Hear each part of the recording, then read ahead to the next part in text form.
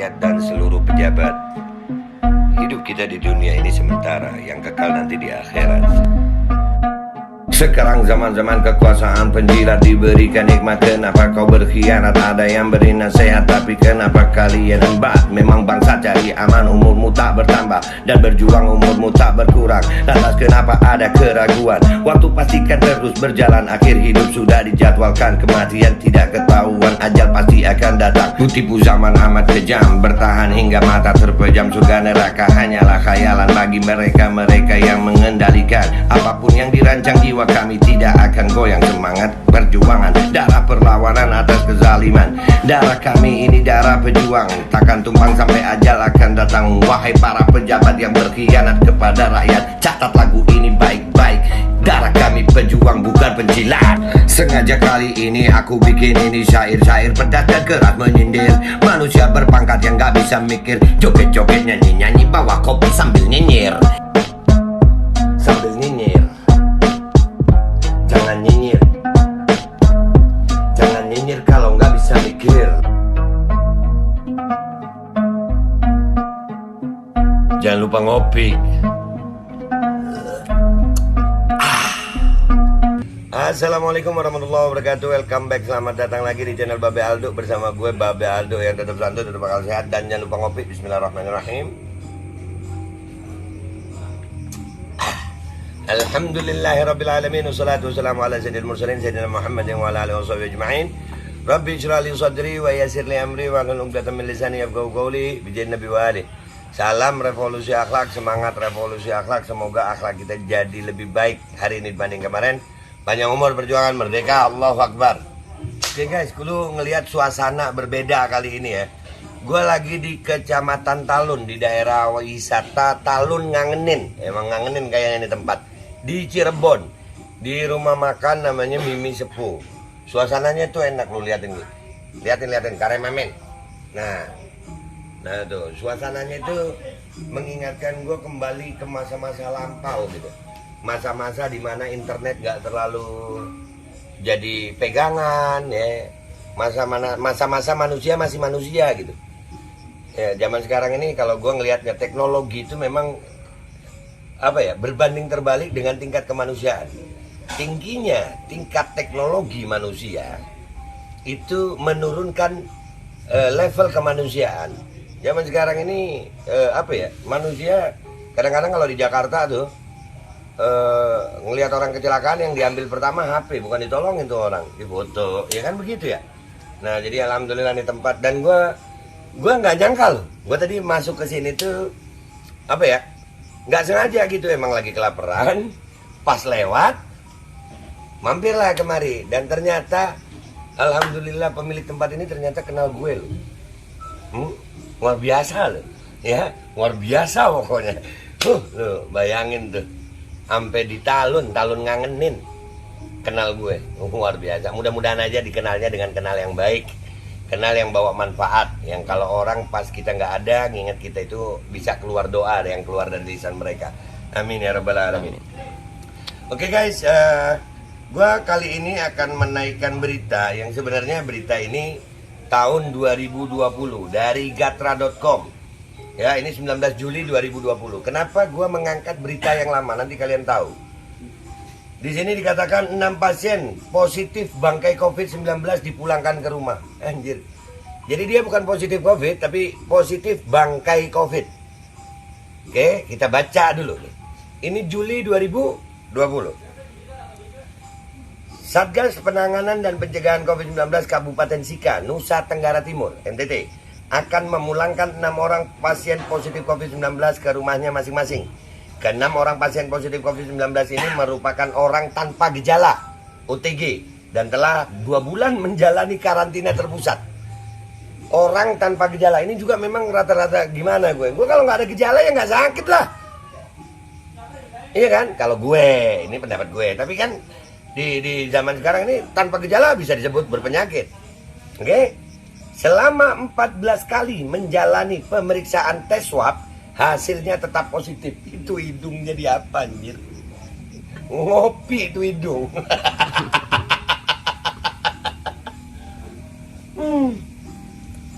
Aduh. 14 kali. 2 bulan itu kan 60 hari ya. 14 kali kalau 60 hari 2 bulan berarti 8 minggu. Berarti kalau 14 kali seminggu 2 kali rata-rata ya. Waduh. Terus yang ada lagi beredar tuh yang gini-gini ke anak kecil. Itu kalau gua orang tuanya, gua tampol tuh. Kalau gua orang tuanya. Tapi kan orang tua sekarang pasrah-pasrah aja. Keren. Lanjut. Kami akan pulangkan 6 pasien positif COVID-19 ini ke rumah masing-masing.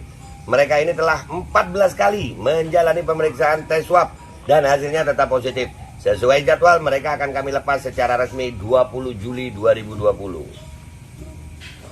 Kata Bupati Sika Robi Idong, Minggu 19 Juli 2020. Oke, jadi ini ditahan 2 bulan, disuap 14 kali. Bayangin nih, ya, masing-masing siapkan kopinya ya, lu bayangin aja nih. Alasan dilepasnya 6 pasien COVID-19 ini, kata Robi Idong, karena sesuai perkembangan terbaru WHO. Perkembangan terbaru waktu itu. Jika telah diperiksa secara cepat menggunakan PCR, walaupun hasilnya masih positif COVID-19, kemudian tanpa gejala di atas 10 hari, maka mereka telah dinyatakan sembuh dari COVID-19. Oke, jadi kalau ada orang diswab terus positif, tapi dia tanpa gejala, itu nunggu 10 hari dulu. Ini yang jadi pertanyaan gue. Alat tesnya dari 2020 sampai 2021 ini, 2022 ini sama nggak? Sama. Terus yang positif seperti itu ini ada nggak? Mana tahu. Karena bisa saja masuk di angka positif. Bisa saja dipaksa untuk. Dan kalau orang itu waktu dites swab positif, ya dia punya komorbid. Apakah benar itu positif? Atau seperti ini? Karena sakitnya ternyata gejalanya bukan gejala dari virus, tapi dari komorbid. Paham maksud gue? Nih, gue kena gejala polusi udara nih. Gara-gara polusi udara.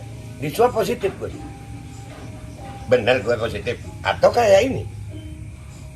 Gue baca lagi ya, gue lanjutin ya. Mereka telah dinyatakan sembuh dari COVID-19 sebab virus mereka diambil dan diuji di laboratorium di luar. Ternyata itu adalah bangkai virus COVID-19. Diambil, diuji di luar dulu, baru dinyatakan itu bangkai. Udahlah, ini berita ngakak gue. Mau ngakak dulu gue. Ngeselin gak tuh? Yang jadi masalah ini cuma berapa orang sayang. Dan melalui proses seperti itu 2 bulan.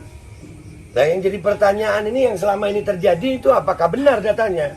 Apakah bukan bangkai? Haruskah orang tanpa gejala? Nah kalau udah jadi bangkai virus, emang terus virusnya gimana itu bentuknya? Kalau bangkai manusia 14 hari bau, hancur. Nah ini Bang Pilo gimana bentuknya? Ngopi deh Pak. Ini pertanyaan doang ya. Ini berita 2020 sampai konten ini dibuat udah 2022. 1 tahun lebih berarti, belum Juli. 1 tahun lebih. Nah selama 1 tahun lebih, siapa yang bisa memastikan bahwasannya yang memang di PCR positif itu adalah virusnya, bukan bangkainya? Karena ternyata banyak juga terbukti. Ada orang yang hasilnya belum dites sudah ada keluar hasil. Ada yang hasil pertama positif, kedua negatif. Menkes sudah bilang sekarang PCR nggak 100%. Jadi sebenarnya ini pandemi atau COVID sih? Mikir ya, mikir. Memang untuk berpikir cerdas itu kadang kita perlu kopi dan suasana seperti ini. Ini konten gue dadakan banget. Karena gue ngelihat suasana yang begini tiba-tiba dapat ide, terus dapat berita ini. Si Abda nih ngomong, berita 2020. Waduh, ternyata ada ya di 2020 begitu. Pertanyaannya selama 2020 ke 2022. Siapa yang bisa memastikan tidak ada kejadian seperti ini kepada orang-orang lain di Indonesia? Udahlah. Yang namanya kebenaran itu kebenaran. Kebohongan tetap akan terbongkar. Ya, jadi gue saranin buat semua orang di Indonesia, jujur deh, jujur aja udah. Percuma lu mau nutupin kebohongan dengan kebohongan, kebongkar sendiri. Gue nggak ngapa-ngapain, lagi duduk makan, lapar tadi, minum kopi, dapet tuh berita. Ya kan? Nah, itu aja dari gue ya.